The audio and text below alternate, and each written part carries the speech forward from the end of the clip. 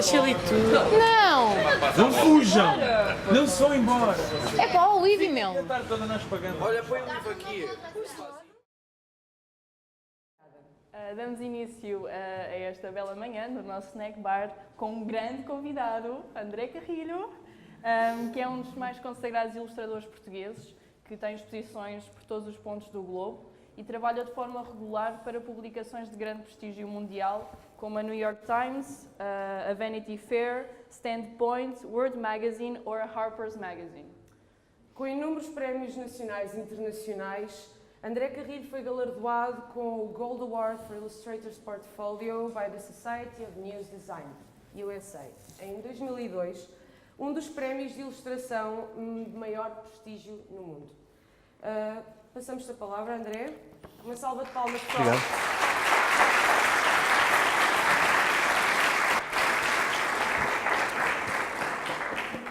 Obrigado. Uau, muito bem. Água. No snack bar só água. Obrigado por me receberem, obrigado por me convidarem. Quando me convidam para falar, eu normalmente falo simplesmente do meu percurso, que não foi linear e não foi tão planeado assim. As pessoas veem uma carreira a posteriori e pensam que foi tudo assim, um caminho muito concreto e muito planificado, mas não foi nada disso. Este é um desenho que eu fiz com 4 anos, só para mostrar que ninguém nasce ensinado, mas já tinha aquilo que eu me ia dedicar todo o resto da minha vida, que era uma cara. Eu tinha basicamente todos os elementos que compõem uma cara. Entretanto, ao longo da vida fui tendo referências, fui lendo banda desenhada, era o que eu fazia a maior parte das vezes, quando estava sozinho, quando estava em casa. Eu sou filho único, portanto tinha que me entreter e lia banda desenhada, ou então no recreio, no secundário, ia para a biblioteca ler o Blake e Mortimer e o Asterix, não, isto tinha em casa, mas pronto. Ia lendo banda desenhada franco-belga, às vezes mais tarde japonesa, mais tarde americana, e uma coisa que eu percebi, brasileira também, como este exemplo, uma coisa que eu percebi e que mais tarde foi uma vantagem é que nascer em Portugal está-se mais ou menos equidistante de todos os mercados e todas as tendências e no meu caso eu não sabia muito da história, rica história de ilustração portuguesa, isso é culpa nossa, mas por outro lado abriu-me os horizontes para aceitar influências de todos os sítios e mais alguns, sem preconceitos e sem achar que uns eram melhor que os outros. Pronto, e lembro-me sempre de mostrar isto porque foi através destas influências todas juntas que depois uma pessoa começa a pensar o que é que quer dizer e o que é que quer transmitir através do desenho. Aos 16 anos fui para Macau, porque a minha mãe foi transferida para lá, e ao começar o ano letivo, no 12º ano, conheci dois colegas que até hoje são meus amigos e que são ilustradores também, o Gonçalo Viana e o João Lame, e vi que eles estavam a fazer uma coisa estranhíssima, que era fazer um portfólio para mostrar uma publicação periódica, um jornal. E para mim pareceu uma ideia peregrina, quer dizer, aos 17 anos nunca me teria ocorrido tal coisa.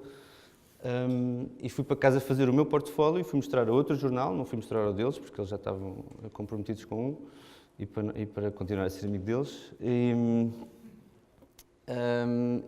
Pronto, e os três começámos a trabalhar, eles os dois num jornal, eu noutro, aos 17 anos. O meu primeiro desenho publicado foi, a minha primeira caricatura, aliás, foi esta, do governador Rocha Vieira, que era o governador de Macau na altura. Macau ainda estava sob a administração portuguesa.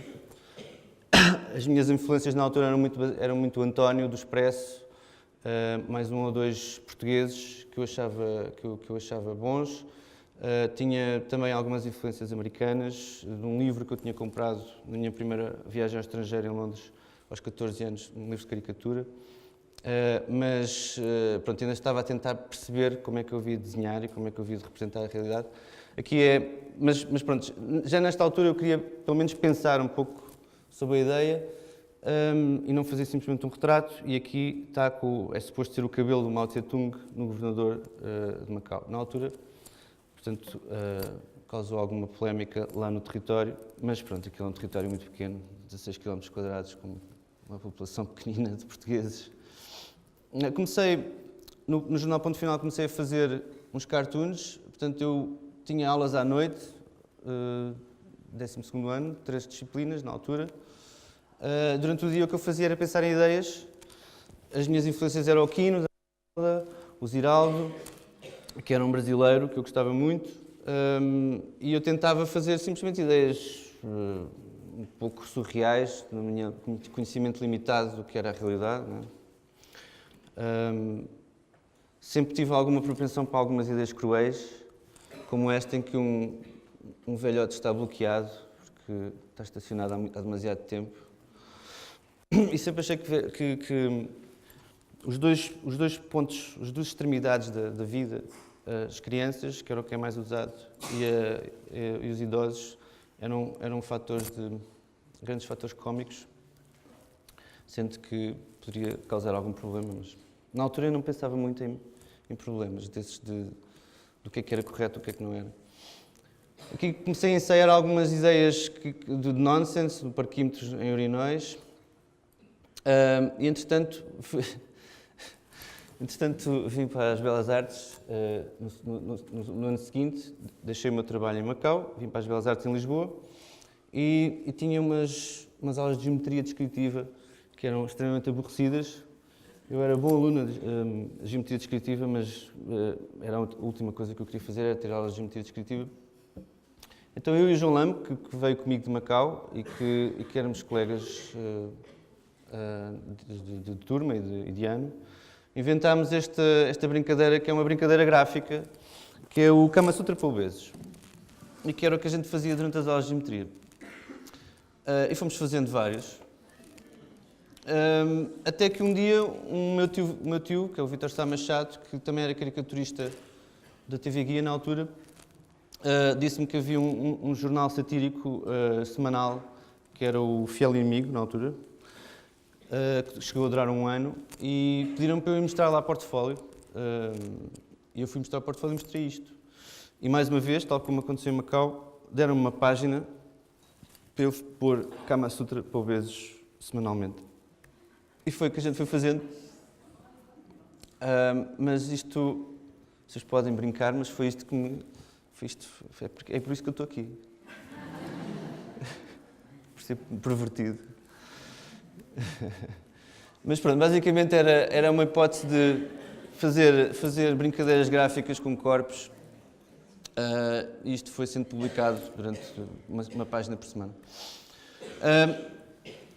Mas eu sempre tive jeito para a caricatura e fui descobrindo ao longo da vida que nem toda a gente que desenhava bem, às vezes desenham muito melhor do que eu, mas não tem jeito para a caricatura. A caricatura é um jogo visual específico que tem a ver com nós conseguirmos evidenciar a maneira como as pessoas memorizam uma cara. Não é tanto a cara, mas é aquilo que as outras pessoas veem de menor denominador comum daquela cara.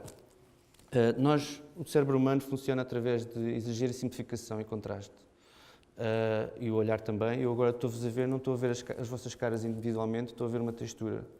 E se eu vos visse individualmente, eu estava a memorizar aquilo que vos diferencia mais do que a cara em si.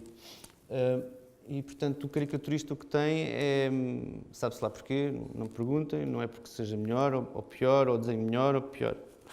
Mas o que tem é a capacidade de vos devolver a vossa memória, tal como vocês a têm, ou a reconhecem.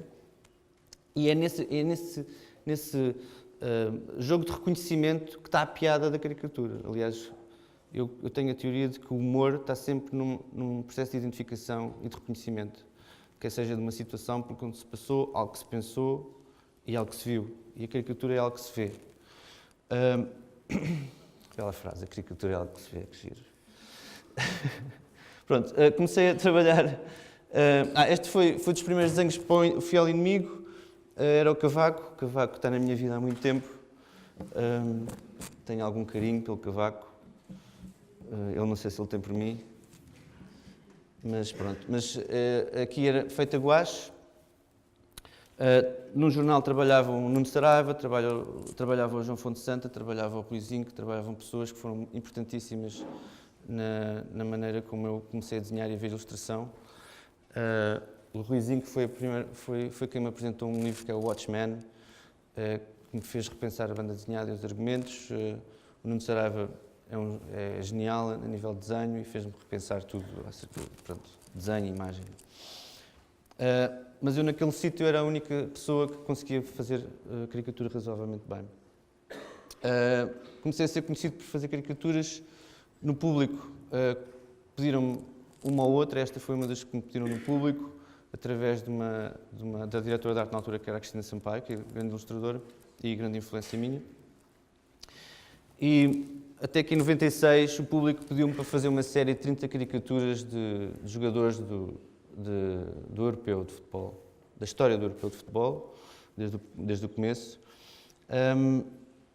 Nesta altura eu estava a começar a perceber que ao fazer um desenho a tinta, ele é preciso ser digitalizado. Na altura não era digitalizado, era fotografado, passado para fotolito, montado na página, impresso. Todo este processo implica uma degradação e uma introdução de erro, que nós, enquanto ilustradores, devíamos, a meu entender, evitar ao máximo. Portanto, o computador aqui foi os primeiros desenhos digitais que com arte final digital que eu fiz, era usado de uma maneira em que eu sabia que este cabelo aqui é preto. Por mais que eles me dissessem, porque quando vocês entregam um desenho para ser fotografado e montado e tudo mais, nesse processo de erro, as pessoas vão sempre culpar as outras fases. Ora, a mim já não me podiam culpar porque eu sabia que isto era preto. O computador dizia que era preto. Na altura, como eu só podia, ainda não utilizava a net, isto foi em 96, utilizava disquetes, floppy disks, os disquetes levavam 1.2 megas, portanto quer dizer que eu tinha que trabalhar a imagem em bitmap, ou seja, só valores preto e branco, e então fazia as texturas nesse sentido. Quando se passa para o ambiente digital, começam a acontecer coisas. Principalmente, começa-se a redefinir o estilo, no sentido em que o ambiente digital permite samplagem e recombinação de várias linguagens gráficas. Eu sempre tive uma dificuldade, que é, tendo aquelas influências todas que eu tinha ao longo da minha vida, normalmente a norma era escolher-se uma técnica e desenhar-se nessa técnica. Eu sempre tive dificuldade em escolher uma técnica, porque gostava mais ou menos de todas, gostava de aguarela, gostava de lápis, gostava de caneta e achava que todas tinham o seu valor. E no computador comecei a ensaiar maneiras de as juntar todas, mas com restrições. Ou seja, eu gosto de impor fortes restrições de modo a que o desenho possa crescer dentro de um ambiente limitado, mas infinito. Ou seja, as hipóteses são infinitas, mas limitadas dentro de um código que eu invento. E neste caso o código era que, por exemplo, cabelos seriam feitos a lápis, a ênfase era dada à cara através do contorno, muito influenciado pelo João Abel Manta, grande ilustrador português, e o corpo e tudo o resto seria portanto, transmitido através do mínimo possível, da simplificação possível, mais possível. Então aí, a partir do momento em que se começa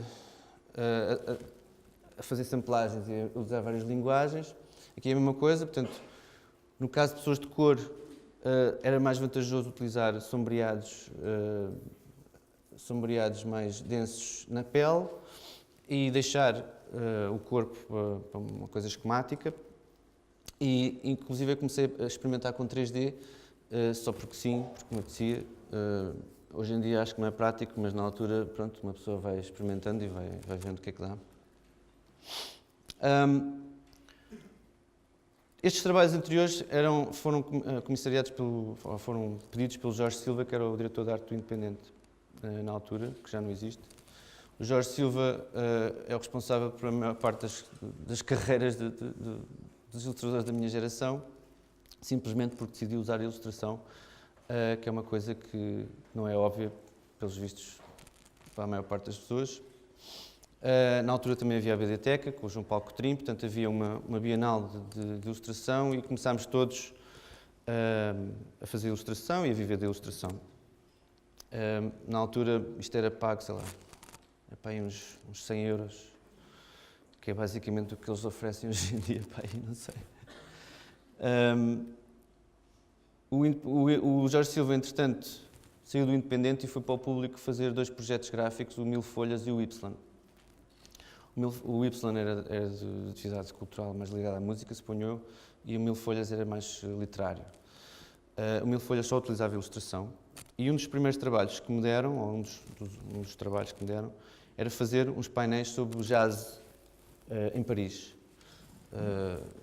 Nos anos 40, salvo erro, 40, 50. Tinha várias pessoas, portanto isto era uma dupla página. E para poupar custos, portanto, como eles tinham, e é um problema recorrente, um orçamento limitado para gastar com ilustração, ele queria fazer a capa e uma dupla página. Sendo que, para poupar custos, se eu conseguisse tirar a capa da dupla página, poupava-se dinheiro porque não tinham que me pagar 2 ilustrações. Portanto, a ilustração foi concebida, primeiro, para levar aqui uma separação a meio, que é da dupla página, e para poder tirar o Chet Baker da ilustração e pô-lo na capa, com uma ligeira mudança de cor. O Chet Baker tem esta forma, tem esta posição a tocar, é um tipo encolhido sobre si mesmo, e a capa tinha uma área útil quadrada, com um logotipo em cima,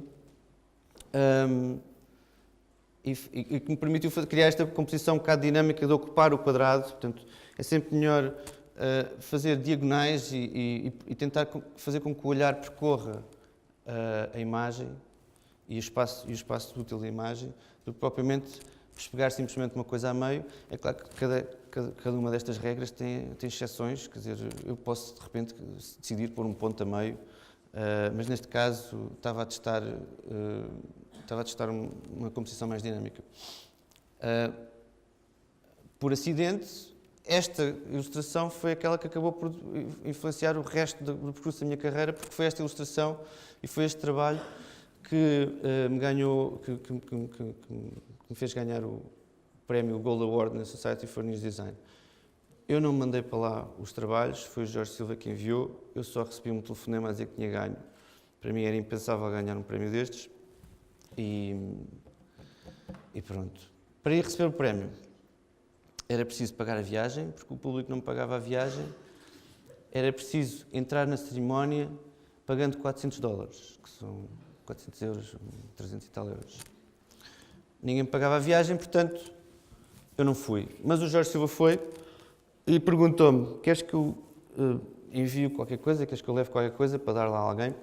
E eu, por acaso, como já me andavam a dizer há algum tempo que eu devia trabalhar lá para fora, inclusive eu andava com pouco trabalho, porque entretanto, depois do público ter ganho, ter ficado cotado como o 6º jornal mais premiado desse ano, com o trabalho coletivo de nós como ilustradores e o Jorge como designer, o público acabou com a ilustração e deixou de usar a ilustração regularmente logo a seguir.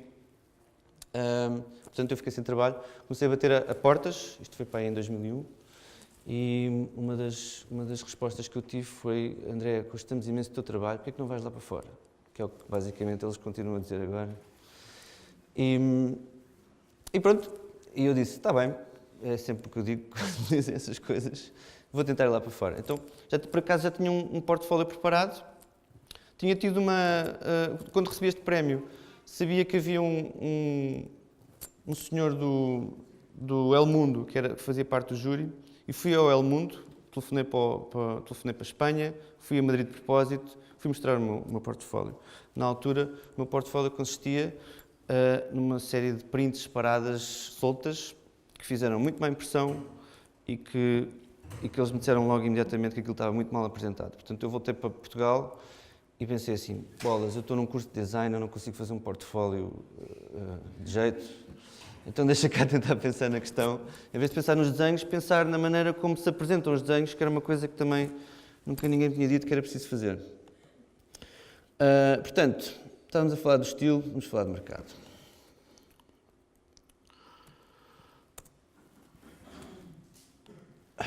Este foi o portfólio que eu fiz em casa.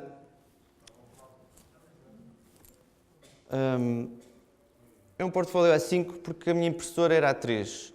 A minha impressora era A3 e só imprimia de um lado. Portanto, eu para fazer um A5 que tivesse uma dobra, eu tinha que imprimir um A3, dobrá-lo ao meio, fazer um corte, dobrar outra vez. Portanto, foi pensado de modo a que eu conseguisse fazer em casa o meu portfólio.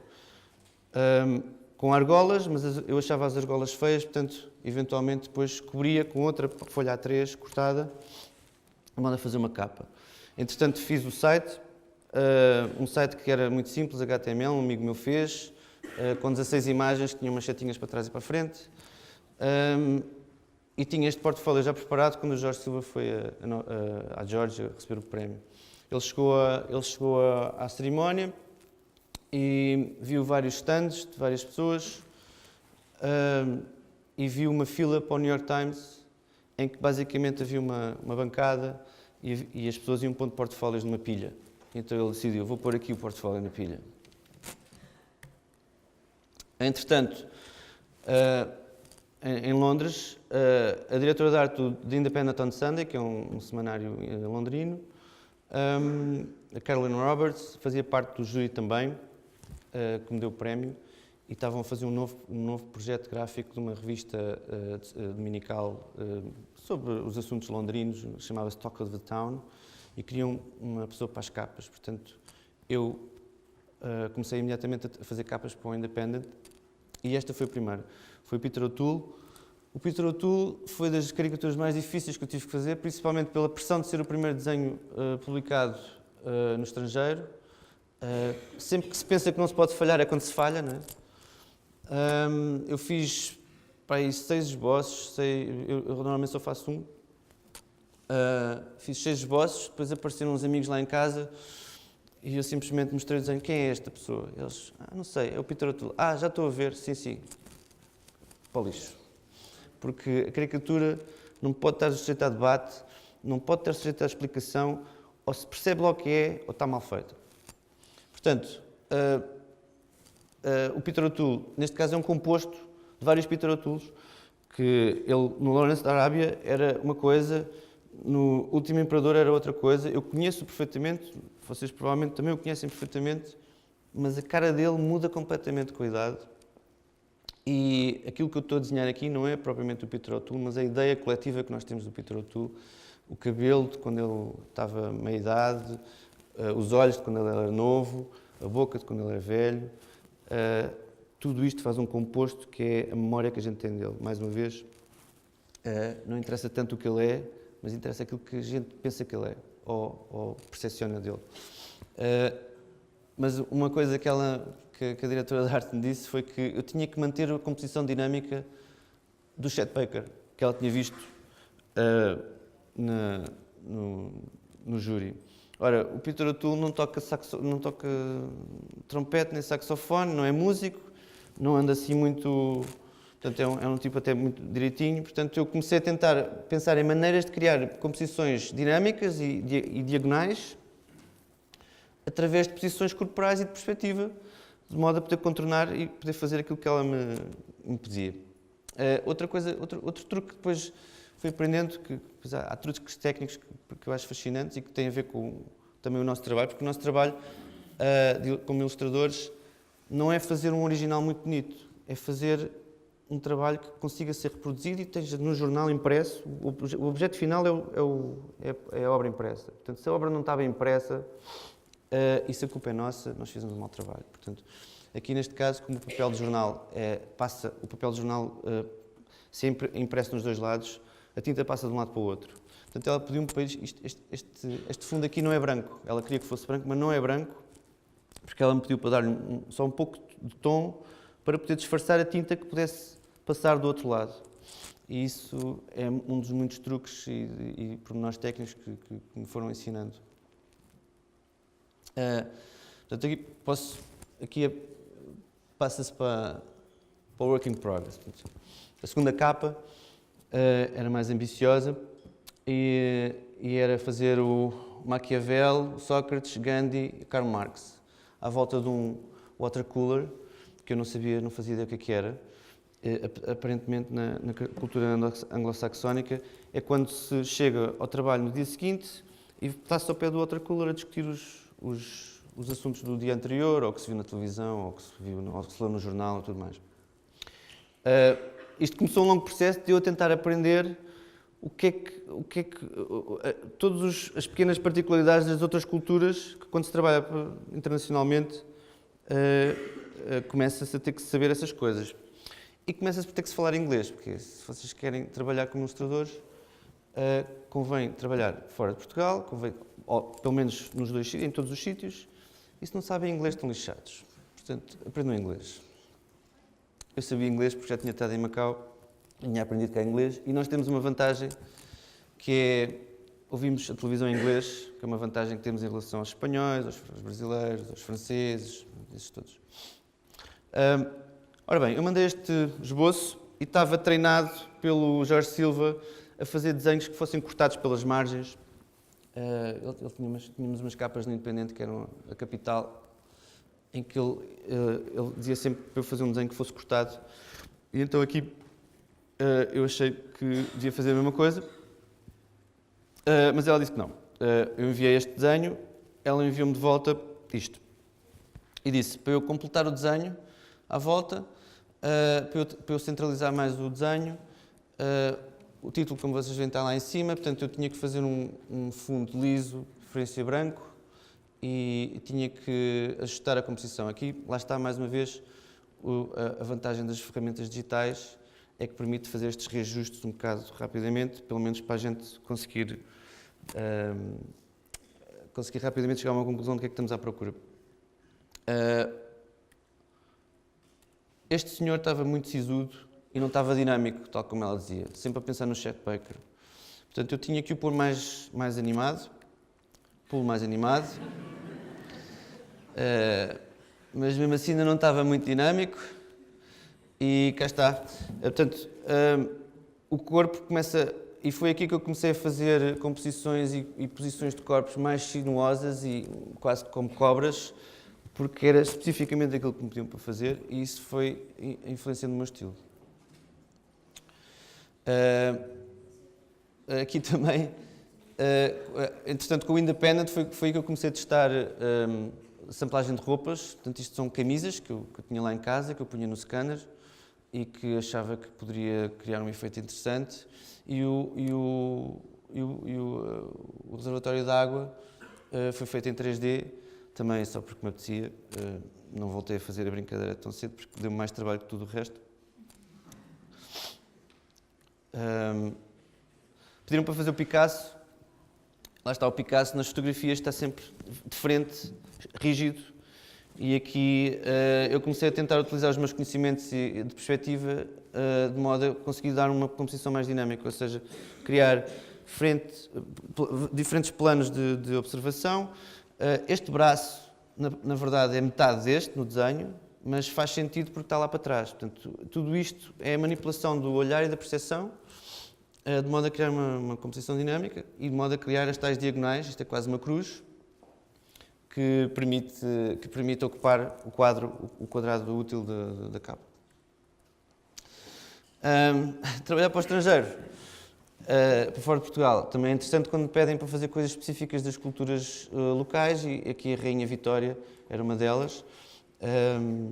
Fui um bocado mauzinho, mas há quem diga que fui até bastante bonzinho. Depois eles pediram para pôr a caricatura um pouco menos má,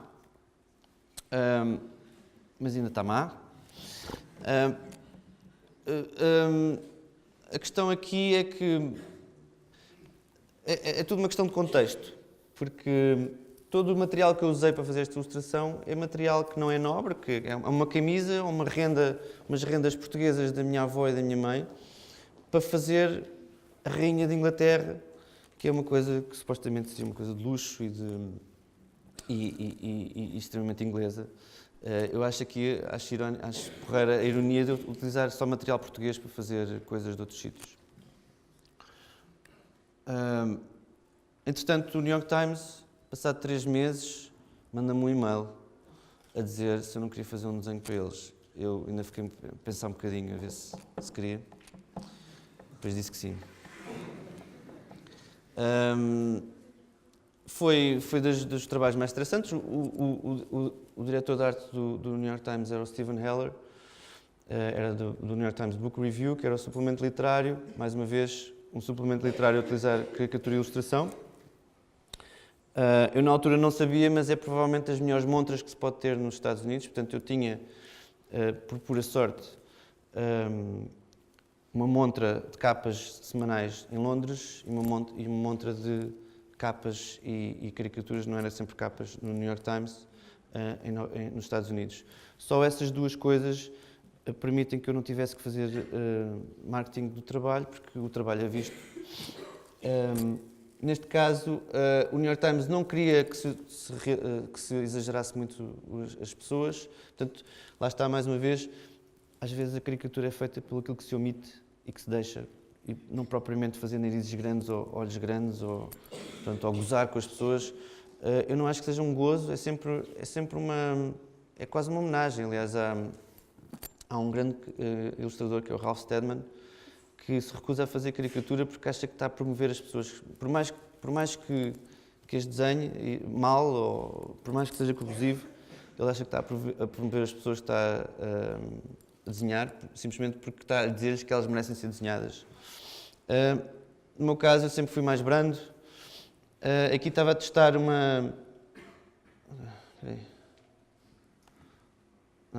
Aqui estava a testar uma maneira de fazer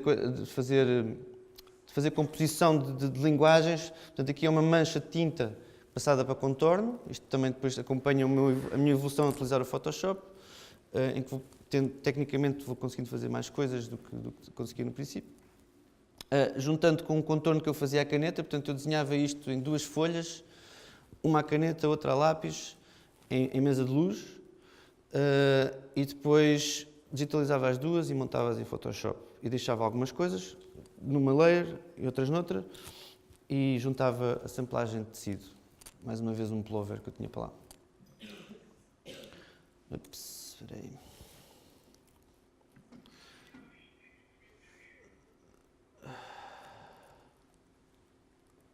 Ok. Aqui o público continuava-me a pedir trabalho, e no público em Portugal eu consigo sempre ser mais corrosivo, e é por isso que eu também gosto imenso de trabalhar para Portugal e nunca vou deixar de trabalhar para Portugal, para já porque conheço mais cá pessoas mais, não é? E depois porque me permitem fazer experimentações. Por exemplo, o Fernando Pessoa já desenha tantas vezes que já só me apetece fazer um bigode, uns óculos e um chapéu, independentemente de onde é que eles estão, as pessoas já veem o Fernando Pessoa. Portanto, é interessante ver a maneira como se pode esticar um desenho ou não ao limite do reconhecimento. Então. Ok, peraí, vocês desculpem. Ok, entretanto, no Independent, o Talk of the Town acabou e passou a ser o ABC. O ABC é quase um formato A3, e o logotipo passava para o lado esquerdo, do lado superior esquerdo. Aqui, uma das primeiras foi o Morrissey. Eu tinha que continuar a manter as composições dinâmicas, mas com a dificuldade acrescida de ter que ocupar o lado direito, sabe-se lá como. A primeira que eu fiz, portanto, isto era um exemplo que eles me enviaram a certa altura para eu ver como é que ficava a capa. Eu raramente vejo as coisas impressas, porque eles não me enviam, tenho que pedir, às vezes demora muito tempo, portanto eu tenho que me basear mais ou menos naquilo que eles me dizem.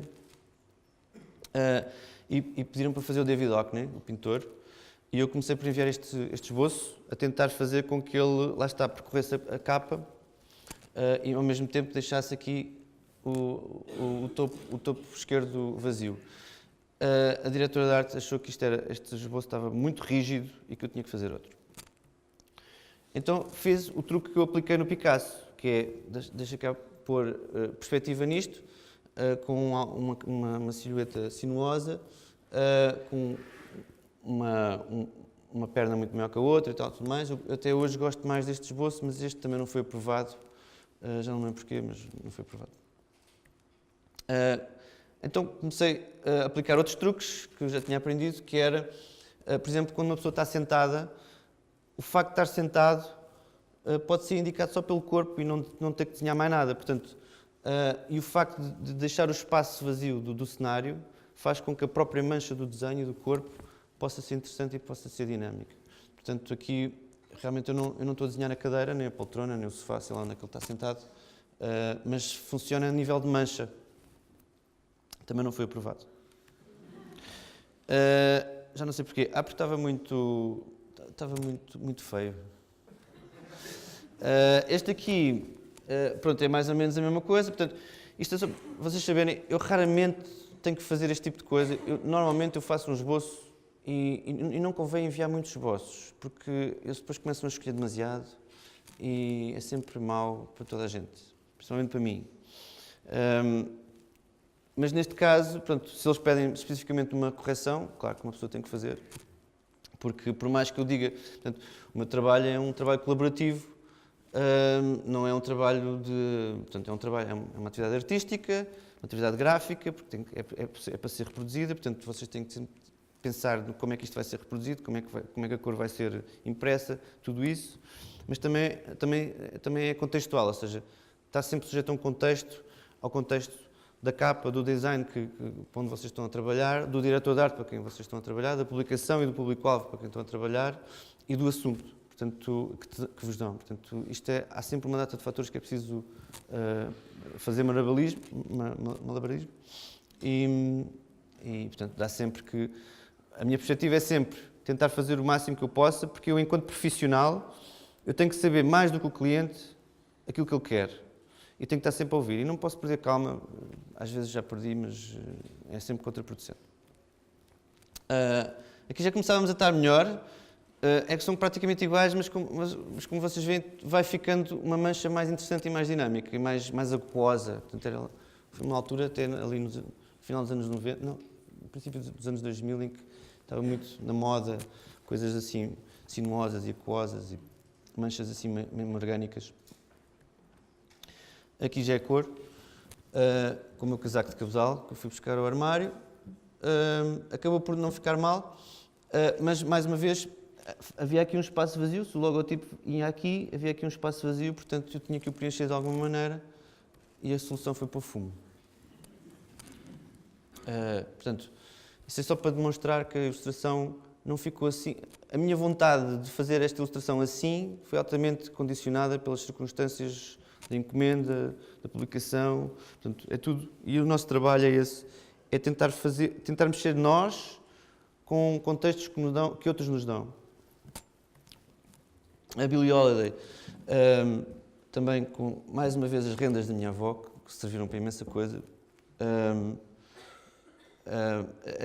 Aqui, primeiro que eu conseguisse que ela ficasse torcida a este ponto foi muito difícil, parece lógico, mas não é.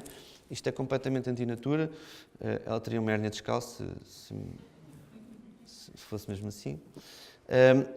Fui reparando sempre que, ao desenhar, acontecem uns enganos. Quem desenhar percebe às vezes que, ou mesmo quem tira uma fotografia, às vezes está-se a fazer um desenho e depois está-se a pôr vários elementos, depois eles coincidem-se às vezes contra a nossa vontade. E eu comecei a tentar usar isso a meu favor. Portanto, começar a tentar juntar contornos uns com os outros, de modo a conseguir alguma economia e introduzir esse erro. Embora estes sejam esboços altamente planificados, portanto, eu pago muito e começo sempre com um desenho a lápis.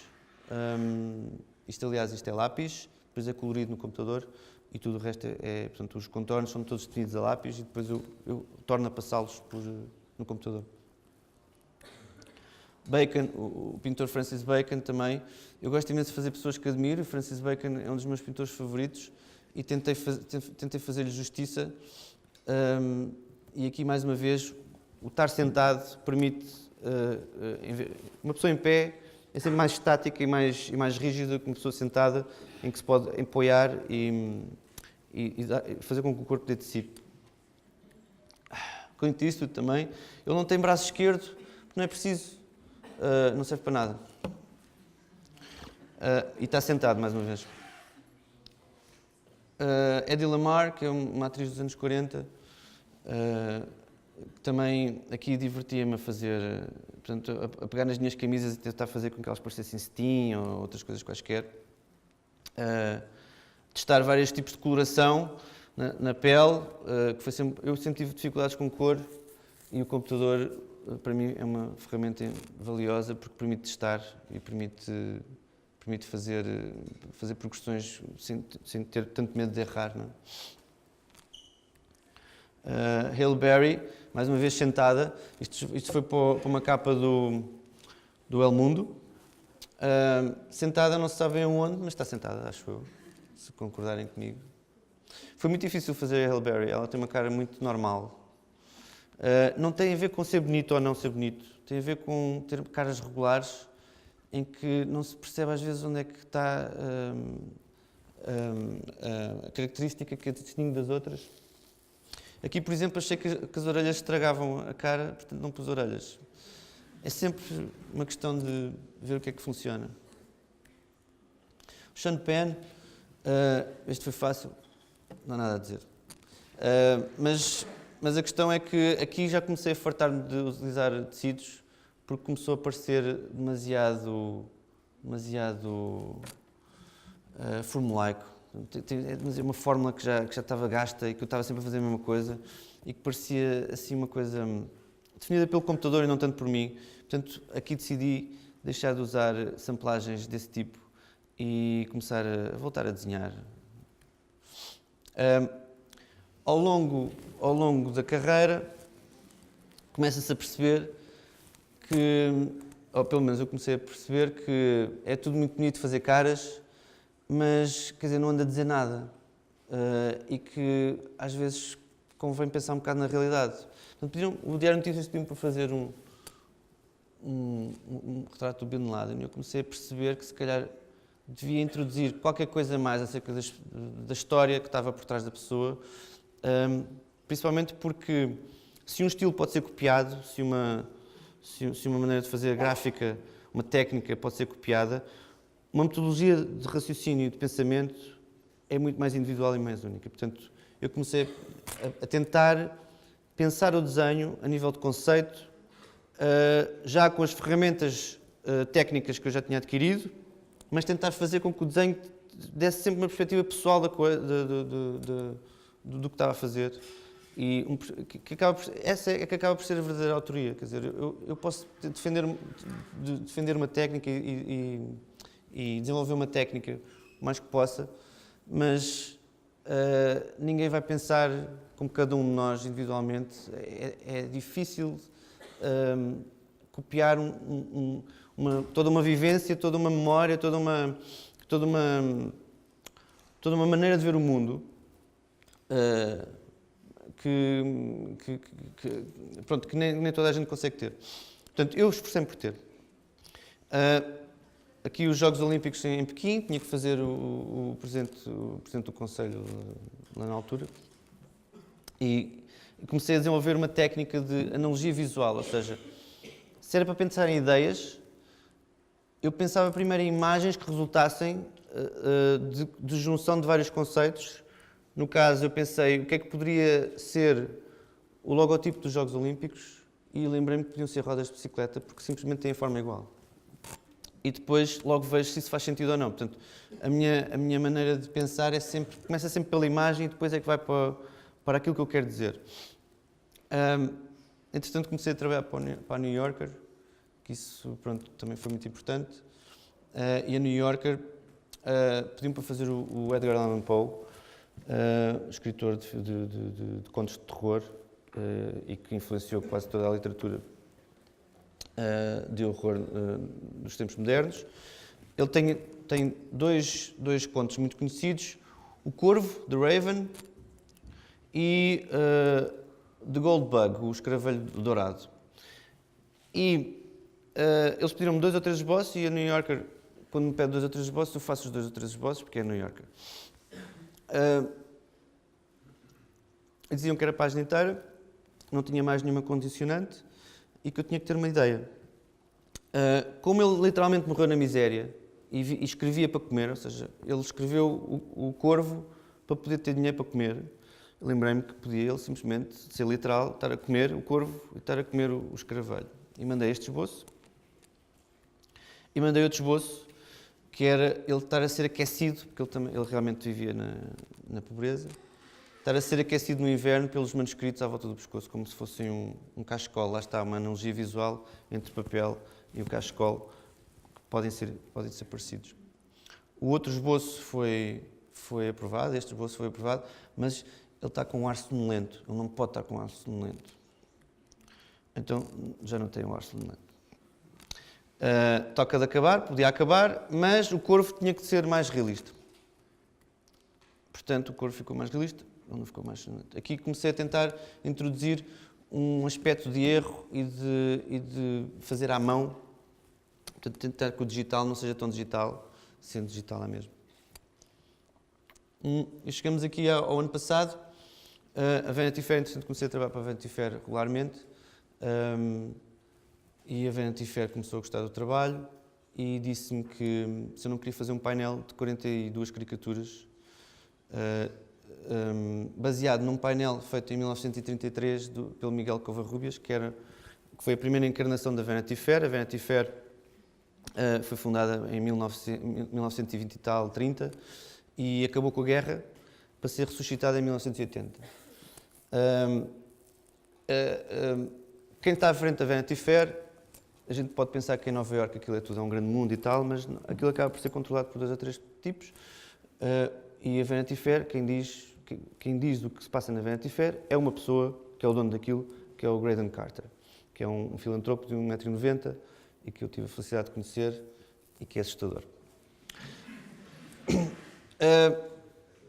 Miguel Covarrubias tinha que fazer este painel com personalidades da atualidade,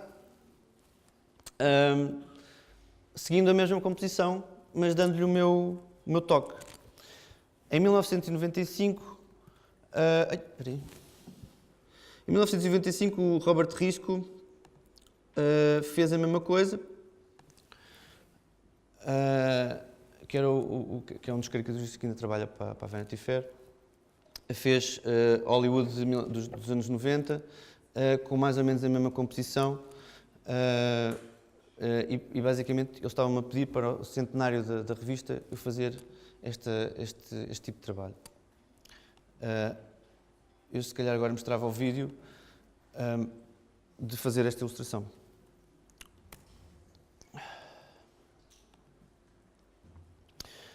Este vídeo filo simplesmente porque achei que o trabalho era demasiado importante para não ser registado e que vivemos numa época em que convém, para o nosso próprio interesse, desdobrar o trabalho, desdobrar as ilustrações no máximo de suportes possíveis e fazer, eventualmente, suportes multimédia. Não é? Aqui decidi mostrar a pesquisa fotográfica, que depois a Vanity Fair gostou do vídeo e pôs online, mas não usaram a pesquisa fotográfica porque a pesquisa fotográfica tem direitos de autor, obviamente, eu próprio os alertei para isso e eles não poderiam utilizar este vídeo. Este vídeo está feito só para mim. Resolvi filmar com o iPhone, posto em cima com uma plasticina colada a um dossiê. Eu desenhei esta velocidade, está igual. É documental. E resolvi partir do problema ao contrário, abordar o problema ao contrário, ou seja, de certeza que os outros dois artistas ou caricaturistas partiram de uma composição geral e depois começaram a fazer as caras individualmente. E eu decidi fazer ao contrário, começar por fazer as caras maiores. Isso dá-me uma vantagem, que é, há caras que eu só consigo fazer de um ângulo, de um ponto de vista. Portanto, começo por fazer a cara do ponto de vista que eu acho que ela fica mais reconhecível. E depois, sei que em Photoshop eu consigo fazer uma composição e os corpos de maneira a bater certo com as caras. E assim parece que é tudo natural, mas quer dizer, se me pedissem para desenhar o Brad Pitt, se calhar de frente eu já não conseguia. Portanto, se eu tivesse partido da composição, primeiro, para as caras, eu estava condicionado na questão da caricatura e da parecença. E eu tenho sempre como prioridade que as pessoas fiquem parecidas. Portanto, pus as caricaturas todas no Photoshop e toca tentar fazer com que elas batam certo e que pareçam que foram feitas para estar assim. Desenhando corpos, desenhando situações. Eles pediram-me algumas situações do género, pediram-me que a Angelina Jolie e o Brad Pitt estivessem juntos e a brincar com os putos e os putos estivessem a tirar-lhes areia. Pediram que dividiram a lista em dois, a dizer quais é que estavam à frente e quais é que estavam atrás. Disseram que os casais tinham que estar juntos.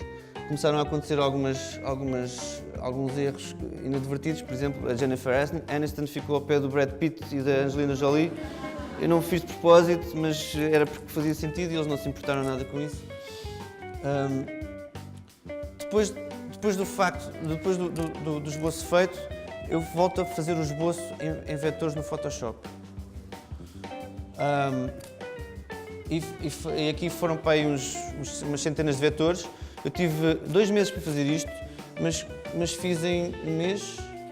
Fiz para aí um mês. Os esboços fiz em 3 dias intensivos. Depois começa-se a colorir. Eu comecei por colorir a preto e branco para o computador não se começar a queixar, porque eu trabalhei neste computador. Entretanto tive a sorte depois é que passo para a cor. Pronto. Primeiro faço a divisão por layers, a coloração a preto e branco, para não estar a gastar muito processamento do computador, e depois passo para a cor e volto, e aí é que dou cor a cada layer individual. Lá estão os putos, tinha que pôr os putos.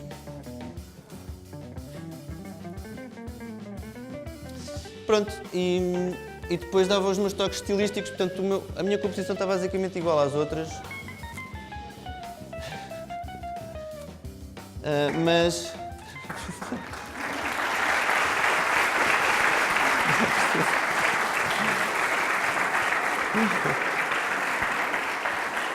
Mas é para acabar? Posso dizer mais? Pronto, depois, portanto, eles pediram-me eles tinham pedido esta ilustração e não pediram um vídeo. Eu fiz o vídeo para a minha própria conta e mandei-lhes o vídeo como surpresa. Eles não tiveram que pagar o vídeo, não lhes pedi dinheiro e disseram, se vocês quiserem utilizar, usam grátis. Portanto, esta sempre tem sido a minha abordagem, que é, se eu tenho uma ideia que eu acho que é boa, eu começo por fazê-la em vez de tentar explicá-la, porque as pessoas não vão perceber sem a ver. E nesse caso é uma questão de investimento. É preciso não estar sempre pouco preocupado em rentabilizar tudo, porque é preciso pensar no longo prazo. Este ano, eles pediram mais um painel destes e pediram especificamente o vídeo. E vão-me pagar o vídeo. Portanto, este vídeo foi um investimento que eu fiz de 15 dias a fazer este vídeo. Nos Estados Unidos há esta questão da meritocracia, ou seja, se eles percebem que uma pessoa está preocupada em fazer um bom trabalho, eles dão valor a isso e dão-te mais trabalho. Portanto, acho que é sempre bom ter em perspectiva que nós é que temos que estar satisfeitos e temos que fazer o melhor possível. E não estar sempre à espera que as outras pessoas reconheçam e saibam que... Eu podia ter estado a explicar que queria fazer um vídeo e eles não iam querer. Eles diziam-me assim, não é preciso, nós não queremos vídeo nenhum. Portanto, eu enviei-lhes o vídeo, assim que eles viram o vídeo, eles percebem o valor do vídeo. Agora vamos para mais recente. New Statesman. New Statesman é uma revista que eu gosto muito, de esquerda, em Londres, e querem capas. Enviaram-me isto, a pedir-me para eu desenhar o Putin, e enviaram-me referências a dizer que o Putin tinha que estar vestido a militar russo, com uma banda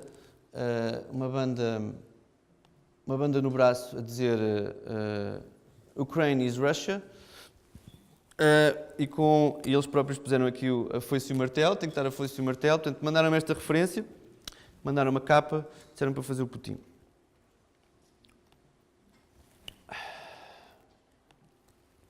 Quando eu estiver a estender-me muito, digam. mandei um esboço do Putin, mais ou menos com a noção de que era um quadrado, pronto. E eles mandaram de volta... Eles mandaram de volta a capa com o desenho esticadíssimo, porque era para ficar bem com o design deles. E depois disse, pá, eu tenho que voltar a desenhar isto. Pronto, e voltei a desenhar. Neste caso é só para dizer que eles às vezes distorcem e mudam o desenho, de modo a que ele caiba no design, que eu não estou a ver bem o design, e depois eu tenho que adaptar o desenho. E aqui ficou a capa. Uma das consequências de eu ter começado com esta gola grande, que eu depois fui verificar aos uniformes russos e não é bem assim a gola. Eu não tinha desenhado o ombro direito, e depois tive que mudar a gola, mas continuei a não desenhar o ombro.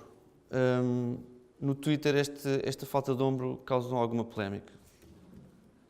Entretanto, começava a ver as redes sociais, as próprias publicações partilham, as pessoas começam todas a dizer, é uma coisa, eu quando comecei a trabalhar não sabia a opinião de ninguém acerca do trabalho. Agora, hoje em dia pode-se saber a opinião, o que até é porreiro. Pronto. Entretanto, recebi um e-mail para fazer uma capa sobre o Islão. Mais uma vez, se eu não soubesse inglês, estava tramado. Portanto, basicamente é um artigo do Islão que é dizer mal do Islão, mas o editor não quer dizer mal do Islão. Portanto, o editor tem que publicar por causa da liberdade de expressão e porque pediu o texto ao jornalista. O jornalista está em guerra com o editor e pedem-me a minha ilustração para ilustrar um texto que eu não posso ilustrar porque ele é demasiado negativo. Portanto, eu tenho que fazer outra coisa qualquer, eu não percebo bem o quê. Tenho que mandar as vozes. Tiraram-me do site uma imagem e puseram numa capa para me dar um exemplo do que é que eles estavam à procura. Isto era uma imagem que eu já tinha feito para o Diário de Notícias. Convém aqui realçar que os sites, portanto, a maneira como as publicações funcionam não adianta nada vocês enviarem para lá um site primeiro. O que adianta é enviar uma coisa impressa, um postal, um portfólio, uma coisa qualquer, que tenha lá marcado o site. Vocês depois têm um site, pode ser numa rede social, ou Behance, ou pode ser no Flickr, pode ser o que for. Hoje em dia há tanta facilidade disso. Portanto, eles não vão abrir o e-mail, eles vão ver o que recebem no correio. Porque depois, quando estão a escolher um ilustrador, eles põem na parede, literalmente, na parede, várias samples. Portanto, todas as amostras que eles recebem no correio vão vendo. E se por acaso gostam de alguma coisa, aquilo é feito em comitê, eles vão ver o site, veem mais coisas, veem o e-mail, contactam-nos por e-mail. Portanto, convém que o site... Depois no site eles também podem tirar imagens, se as imagens estiverem todas trancadas, por exemplo, num site feito em flash e tudo mais, não serve de nada. Portanto, até hoje, quando eu vejo sites de ilustradores feitos em flash, só me apetece dizer umas asneiras porque aquilo é uma improviso. Portanto, há sempre um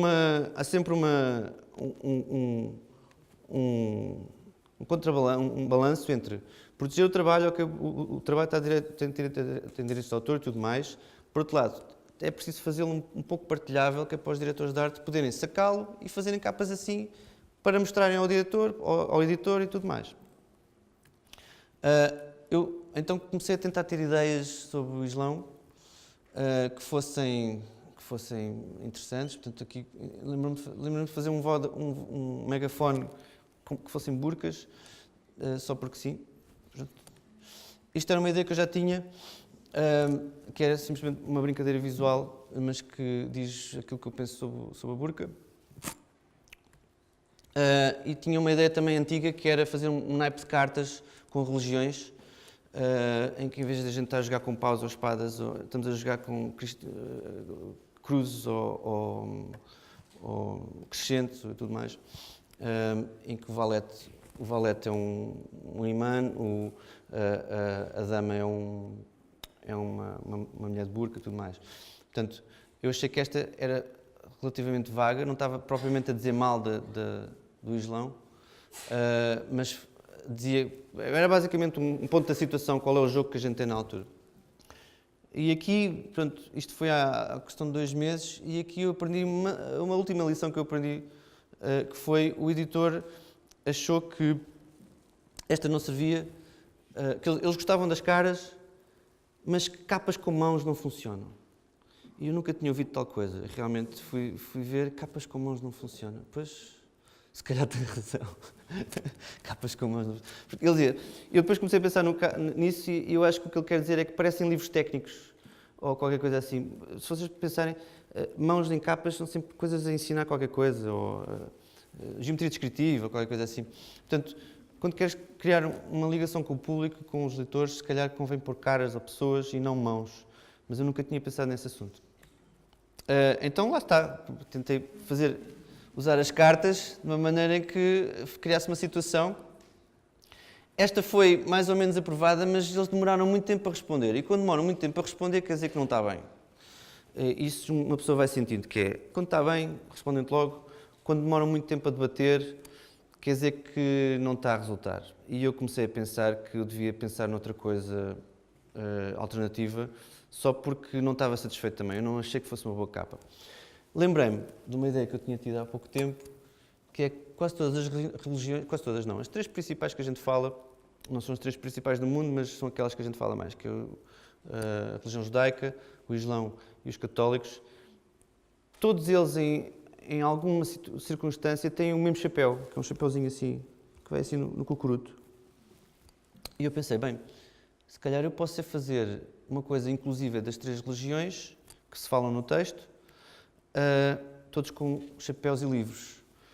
Um pouco uma maneira subliminar de ver as diferenças e as semelhanças entre eles todos e as desconfianças mútuas.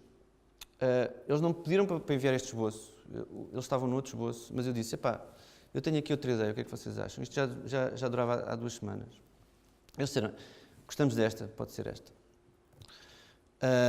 E acabei o desenho. Acabei o desenho tendo em conta mais ou menos os estereótipos, e tentei ser imparcial nos estereótipos para todos, sendo que, pronto, na Europa acho que os católicos são mais brancos, não sei, e os muçulmanos são um bocado mais escuros, pronto, não sei, e os judeus ortodoxos têm estas tranças, mas isto não, apesar de tudo, ainda estava demasiado sensível, era um assunto sensível. Eles pediram-me para diminuir o nariz do judeu, tirar as tranças, pôr esta pele mais clara, a pele do católico, mais escura, portanto, todas as peles iguais, esta pele mais clara, esta pele mais escura, esta trança fora, este nariz mais pequeno. E assim ficou. Este foi o aprovado. Pronto. Gostava agora de falar um pouco, se não tivermos tempo. Não sei quem é que diz que tem tempo. Não sei. Não. Hã? Quarto de hora, ok. Estilo, mercado, agora falo de substância. Há bocado disse que eu costumava fazer caricaturas, desenhos, sem pensar muito naquilo que estava a dizer, e comecei a tentar introduzir um elemento de autoria mais a nível do processo de raciocínio que eu desenvolvo enquanto pessoa, enquanto criador. Todo e qualquer ato de criação tem que ser um ato de raciocínio e de pensar na realidade, e se eu não estou a fazer isso, não estou a ser um bom criador, acho eu, hoje em dia. Portanto, convém informar-me daquilo que me rodeia, houve um grande mestre de animação russo que dizia que deve-se procurar inspiração em todas as áreas, menos a nossa. Portanto, eu não presto muita atenção a ilustrações, presto atenção a cinema, presto atenção a pintura, presto atenção a tudo o resto. A ilustração já estou farto de sempre olhar para ela. Aqui no Diário Notícias, quando eu comecei a trabalhar no Diário Notícias em 2006, deram-me capas para fazer de um suplemento de sexta-feira.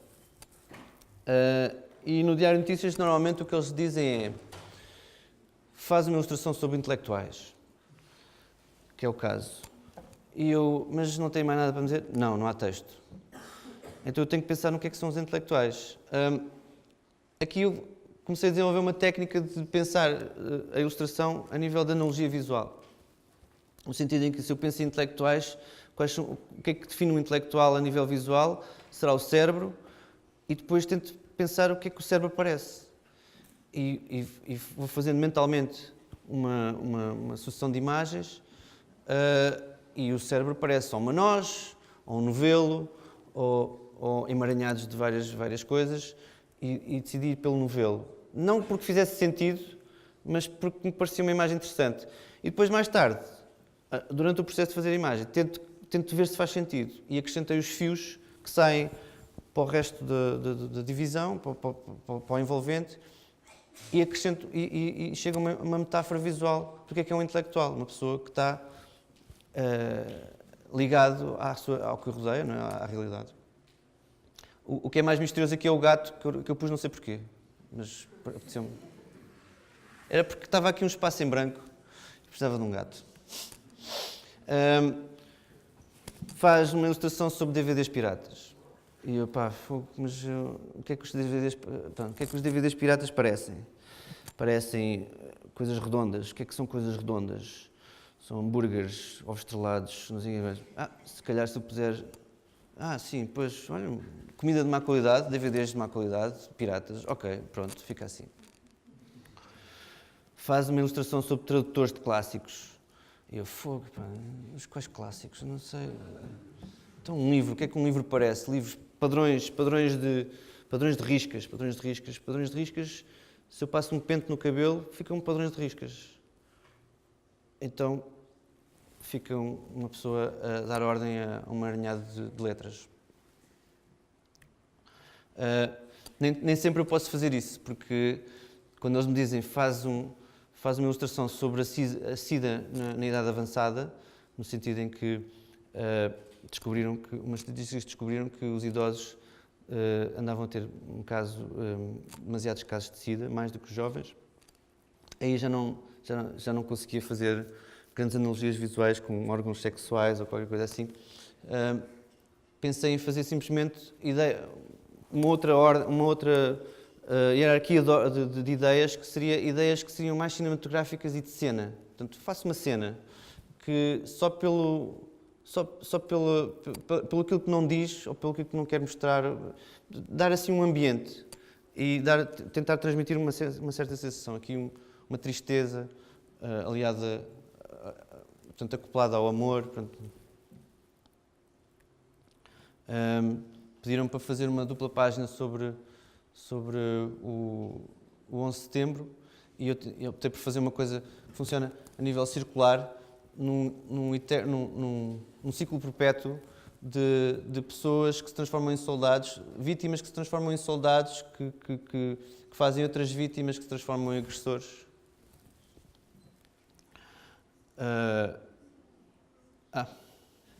E, entretanto, ao começar a pensar em ideias e ao começar a pensar em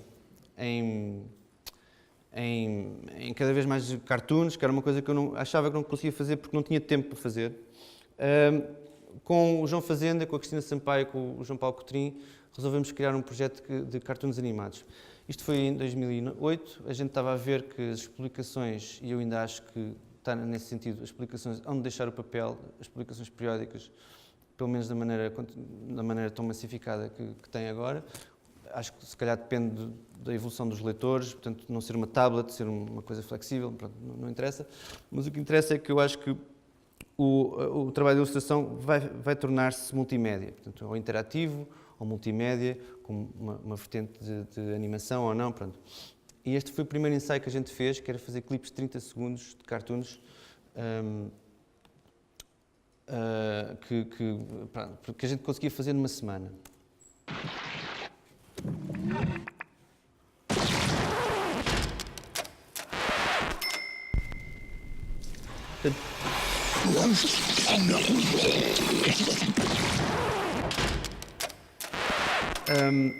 Tudo isto está pensado para ser feito o mais fácil possível.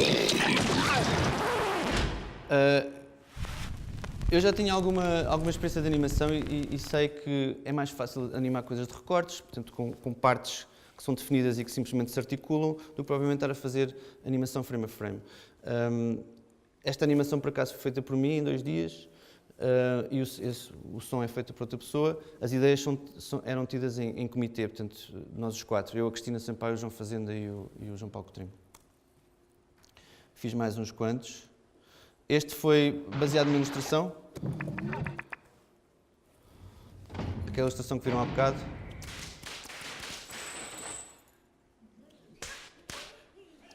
aqui o som das estaladas serve um propósito conceptual também.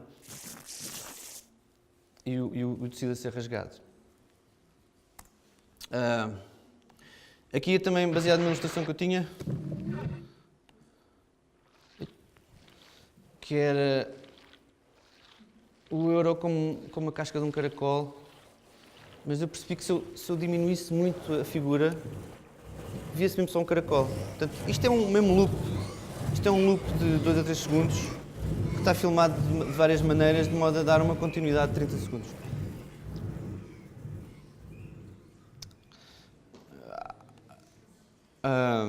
Entretanto, comecei, com o Spam Cartoon, comecei a ver que conseguia ter ideias continuadas de cartoons. Propus ao Diário de Notícias, um cartoon semanal, simplesmente porque eles não me estavam a dar trabalho suficiente e eu pensei, bem, já agora gostava de ter um cartoon semanal. Aqui são agências de rating, acho que pronto, só me apetecia fazer isto. Apetece-me às vezes chocar e testar os limites de onde é que está o aceitável e o não aceitável, sendo que eles até me dão bastante liberdade para o fazer. Aqui era a dívida americana, portanto os americanos a serem vassalos dos chineses. Aqui é mais uma analogia visual, ou seja, eu pensei descontentamento que tem a ver com pobreza ou desemprego. Portanto, uma pessoa a puxar os bolsos, o que é que pareciam os bolsos a ser puxados? Eu percebi que podiam ser focinhos de animais, portanto, uma metáfora da agressividade que nasce do desfavorecimento. Mais uma vez, o Capitólio americano, que também pode ser um tambor de uma arma apontado ao próprio povo americano. E aqui, assim, isto também, a técnica de ideias de que, por uma reação, haver outra equivalente, mas que não é bem a mesma coisa. E aqui chama-se liberdade de expressão, em que... Não é preciso explicar, acho. Então, aqui... Aí. Está aqui. Esta é uma das minhas preferidas, que é... Tinha que ter uma ideia sobre a pedofilia na Igreja Católica. Eu gosto muito de falar sobre igrejas, porque não pertenço a nenhuma. Estava num sítio no norte da Europa, ainda fumava, já não fumo. Tinha que ir lá fora fumar, porque eles não fumam dentro de casa. E tinha que ter uma ideia. E no meio da neve ouvi um sino. E pensei, um sino. As batinas podiam ser sinos. Mas o que era o badal? Claro que eram as crianças.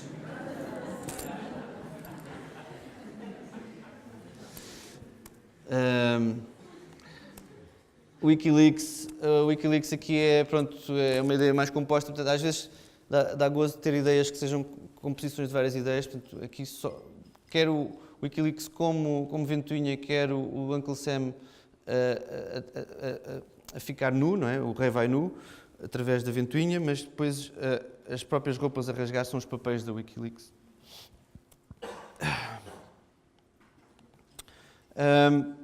Mais uma vez, isto foi uma ilustração que eu fiz para a New Yorker e foi aqui a primeira vez, isto foi para aí em 2008, 2009, que eu tentei fazer, propor-lhes, tal como fiz com o vídeo da Vanity Fair, propor-lhes esta ilustração adaptada para iPad. Na altura, eu não sabia qual é o formato ideal para o iPad, eles também não, ainda ninguém sabe bem. Mas o problema é que as redações, por mais que a gente queira fazer adaptações para iPad com animação e tudo mais, as redações das publicações, quer seja nos Estados Unidos ou noutro sítio qualquer, ainda estão demasiado habituadas a lidar com o print, com a impressão, e não estão habituadas a lidar com o digital e principalmente com as edições para iPad e para tablets. Portanto, eu quando falo com o diretor de arte, ele nem sequer percebe o que é que eu lhe estou a perguntar, normalmente, porque... os departamentos não dialogam entre eles. Eu, na altura, fiz um vídeo que eu queria que passasse em loop, mas eles... e o vídeo foi este.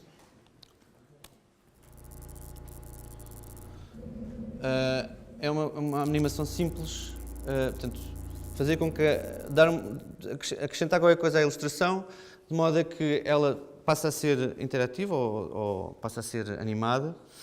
Na altura eu achava que isto podia facilmente ser posto no iPad e aprendi que eles não puseram no iPad porque tinha uma demasiada memória. Portanto, eu também estou a aprender como é que isto, e estamos todos a aprender como é que isto funciona. Portanto, uma publicação digital para tablet tem um limite de memória e eles não podem estar simplesmente a pôr conteúdos à maluca de todos os conteúdos multimédia. Eles têm que racionar a memória dada a cada coisa consoante critérios editoriais. No meu caso, eu estava a oferecer isto, mas eles não acharam que não tinham espaço para despender para este tipo de animação. Entretanto, descobri que mais recentemente que são os GIFs animados que estão a transformar a grande standard de ilustração animada, muito devido ao Tumblr. E eu agora estou a tentar perceber, isto é recente, estou a tentar perceber como é que faço ilustrações que possa depois transformar em GIFs animados. Aqui está um exemplo, é bastante simples. Eu utilizei 4 programas diferentes para fazer aquele fumo, mas porque há uns em que eu animo melhor em Flash, o Flash apesar de já estar um bocado utilizado, eu não estou habituado a animar, e depois mando para o After Effects, depois faço um render como vídeo, depois mando para o Photoshop, faço um render como uma exportação como Animated GIF. O Mandela, que ganhou agora recentemente um prémio em Nova York, também achei que podia transformar isto numa animação e assim o fiz. A pomba e o ramo foram recriados em Flash, vetorialmente, para fazer a animação. Depois foi tudo montado, mais uma vez, no After Effects, fazer um render de vídeo, exportar para o Photoshop, fazer um Save As como Animated GIF. Aqui, uma ilustração que me pediram para fazer da Ariana Huffington, a dona do Huffington Post, site de notícias na net, para a Vanity Fair. Deram-me um artigo que era a gozar com ela, basicamente ela a dizer que tinha peixe, já não me lembro qual era a questão do peixe, mas o peixe é relevante para o artigo. E eu pensei que poderia, mais uma vez, fazer a jogada. Entretanto, entre o Steve Jobs, que vos mostrei, e esta ilustração, passaram para aí uns 4 anos. Portanto, agora, se calhar, eles já estão a começar a falar com as publicações. O departamento de print está a começar a falar com o departamento de digital e multimédia e estão cada um a tentar perceber o que é que cada um faz e como é que eles podem dialogar. Portanto, eu disse assim, aqui tem a ilustração, mas aqui tem um Animated GIF se quiserem utilizar. E eles, tudo bem, sim, a gente quer utilizar, puseram na edição iPad, só que, e eu já verifiquei isto como programador, se vocês virem na edição iPad, por acaso, veem que a animação só corre uma vez e depois fica parada, e corre muito lentamente. Isto porquê? Porque os programadores, a estrutura de programação das próprias publicações ainda não está bem preparada para este tipo de coisa. E eles ainda não estão a dialogar entre eles. Portanto, agora está a ser um trabalho continuado meu, de falar com o diretor de arte, para falar com o programador, para que isto possa correr da maneira correta. Eles, na altura, não quiseram o Animated GIF, disseram para eu converter em JPEGs, e eu tive que lhes enviar tudo separado, cada frame em JPEGs diferentes. Portanto, não percebo porquê, não é? Acho que não há necessidade, mas pronto. E para acabar, se ainda puder, mostro-vos aquilo que eu ando a fazer agora, que são os esboços. Fui para a rua desenhar, porque estou farto de computadores. Desenhar à vista, sem encomenda. Metade do meu trabalho é feito, não é para ganhar dinheiro, é para fazer o que eu gosto. E esta é uma parte que eu comecei a gostar, porque comecei a viajar. A partir do momento em que se tem um setup portátil e se trabalha por e-mail, eu posso estar em qualquer lado. Tenho a sorte de ter família espalhada por Moçambique e Macau, portanto vou lá muito, quando me apetece. E no meio das viagens, está-se muito tempo sozinho, comecei a desenhar, simplesmente para ver se ainda conseguia. Portanto, ao fim de 20 anos a desenhar no computador e a fazer artes finais no computador, as coisas começam a parecer uma indústria, não é? Aparece o desenho, faz assim. São os passos todos muito definidos e isso é a coisa que não me apetece ser, é uma fábrica. Então comecei a desenhar à vista e comecei a experimentar materiais e com o único propósito de fazer desenhos que não tivessem undo, que eu não pudesse corrigir. Estes são os primeiros exemplos, estes são mais recentes, experimento técnicas, faço o que me apetece. Gosto de desenhar à noite, simplesmente porque sempre gostei de desenhar luz e sombra. E fui andando agora. Portanto, eu utilizo esta cor. A cor amarela é uma maneira de eu ter o esboço. Portanto, eu gosto sempre de fazer um esboço e depois fazer a arte final, certo? Eu faço o esboço com o amarelo e depois faço a arte final com o preto. E por acaso estão sobrepostos. E resulta bem. Desenhar neons na China é de loucos, mas eu gosto disso. Gosto de dar-me desafios a ver se consigo fazê-los. Desenhar perspectivas arquitetónicas. Os prédios em Macau têm 30 e tal andares, 40 andares. O meu tio vive no 35º. Isto é a vista da janela dele. E entretanto fiz um livro que nunca pensei que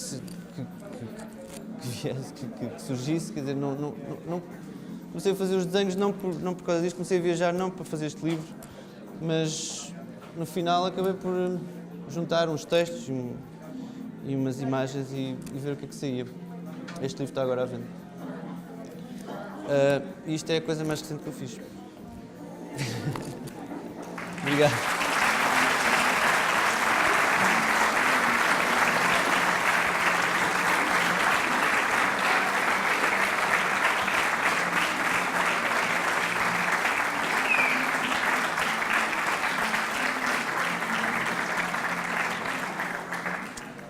E pronto, se tiverem perguntas...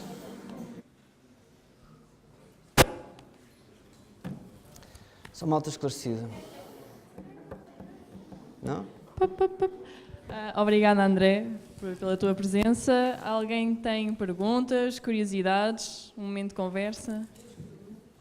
Já?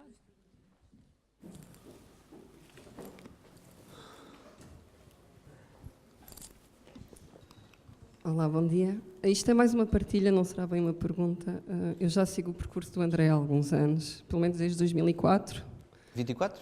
2004. Ah, 2004. Foi quando fui para o Arco e também estudar com ilustradores como o João Fazenda, o Nuno Saraiva, Jorge Nesbitt, etc. E realmente há pouco tempo esteve aqui nesta sala o João Paulo Coutrin e o Jorge Silva. Não sei se faz um mês, talvez. E revelou aqui realmente o seu percurso, como fez o André, e falou dos ilustradores em Portugal e como realmente houve a ascensão com estas tais publicações no Independente e no Público, com 1000 folhas, com o Y, e que realmente as ilustrações, agora o panorama da ilustração em Portugal tende um pouco como é que é dizer, não direi a cair, mas realmente há a tal em termos de preço, vamos pensar no preço, vamos pensar de investimento, isso mesmo, pela parte das editoras, penso eu, e falou um pouco também talvez sobre isso, não é? Mas eu não tenho uma grande percepção do que é que se passa agora em Portugal, porque eu tenho contrato de exclusividade com o Diário de Notícias e não posso trabalhar para outras publicações.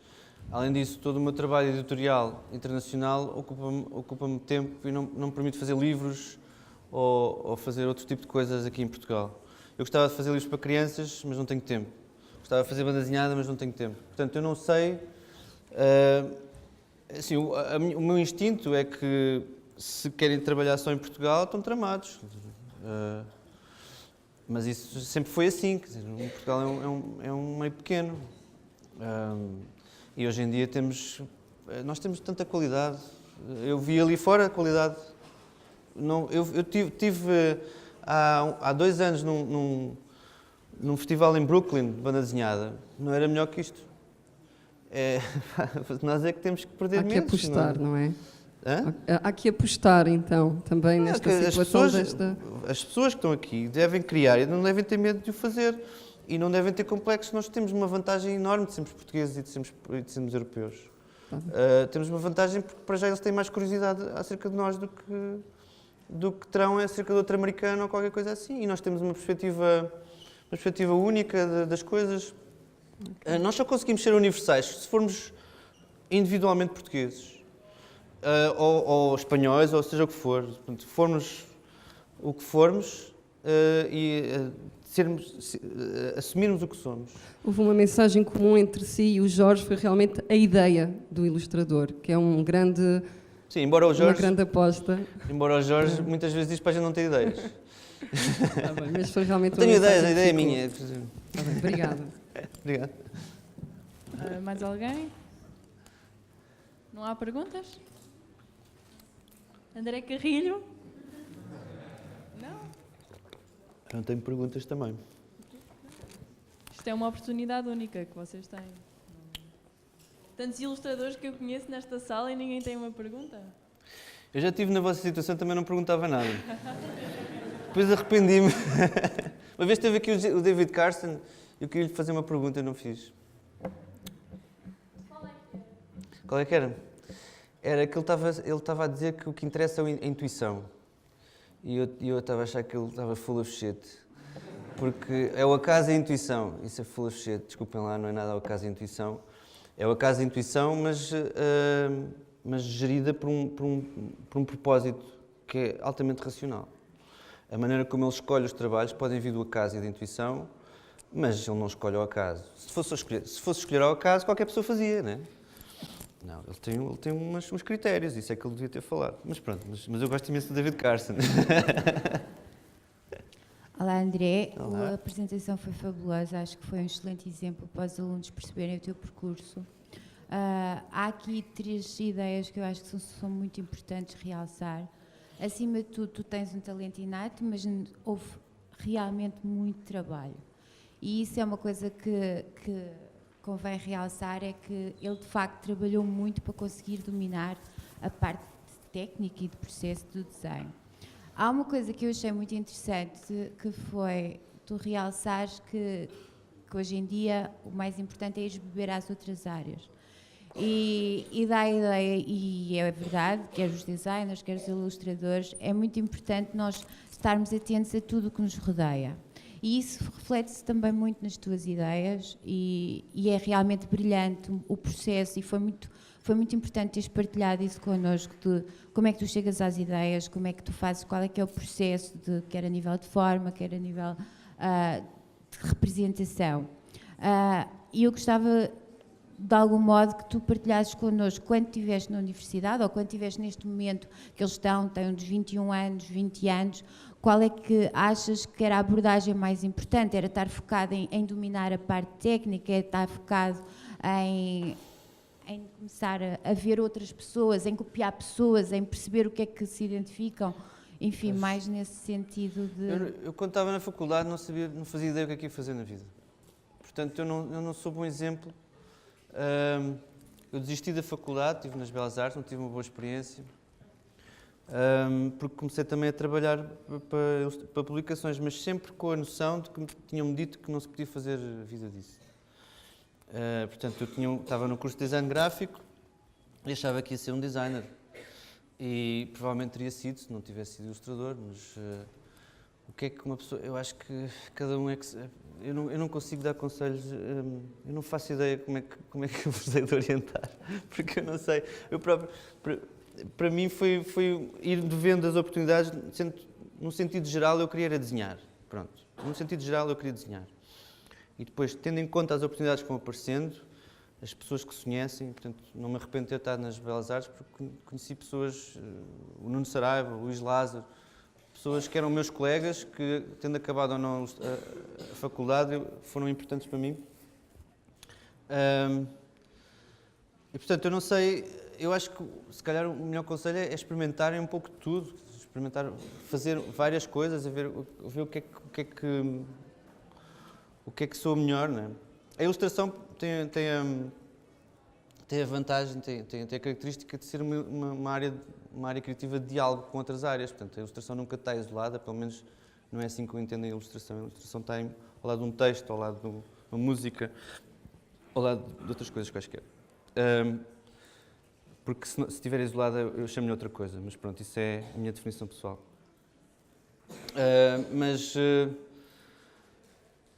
Quando eu estava na escola, eu sabia lá. Eu sabia. Só recentemente é que comecei a saber qualquer coisa. Ainda hoje tenho medo de repente ficar sem trabalho e ficar na penúria. Quer dizer, não é... As pessoas dizem, não, estás bem, estou bem, mas amanhã podem não pedir trabalho.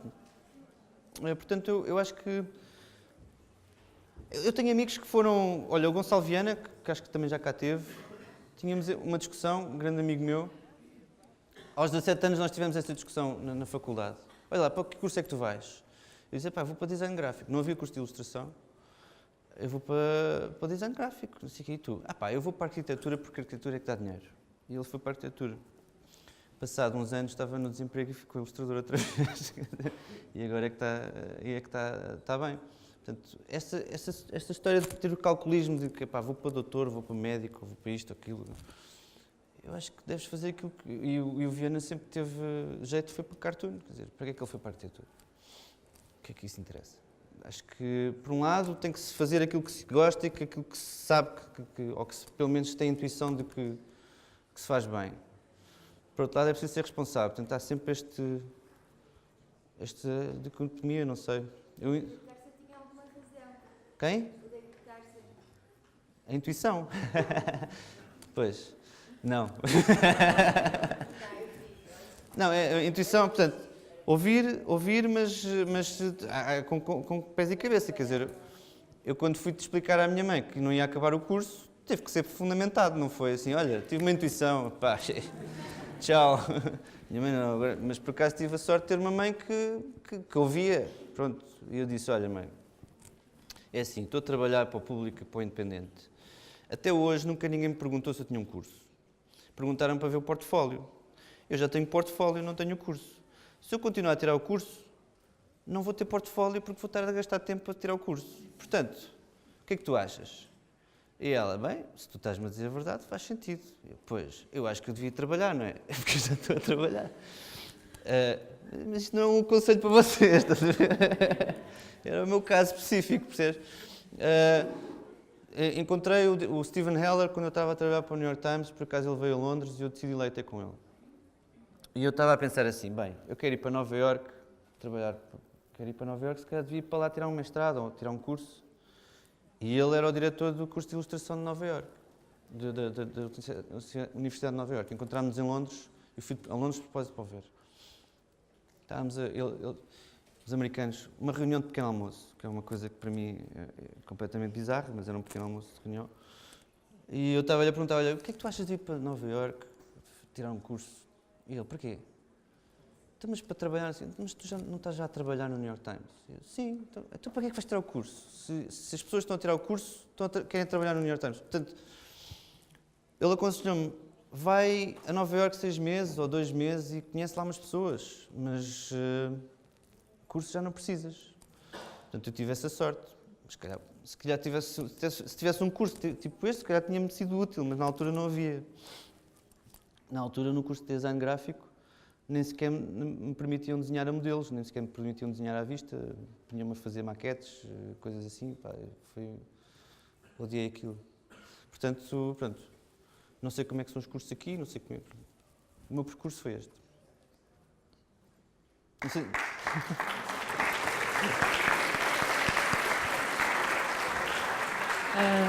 Obrigada, André, outra vez. Vamos seguir com a apresentação de Lemon Kirsch depois do intervalo de 15 minutos. Portanto, bom apetite, exposições. Obrigada, André. Obrigada.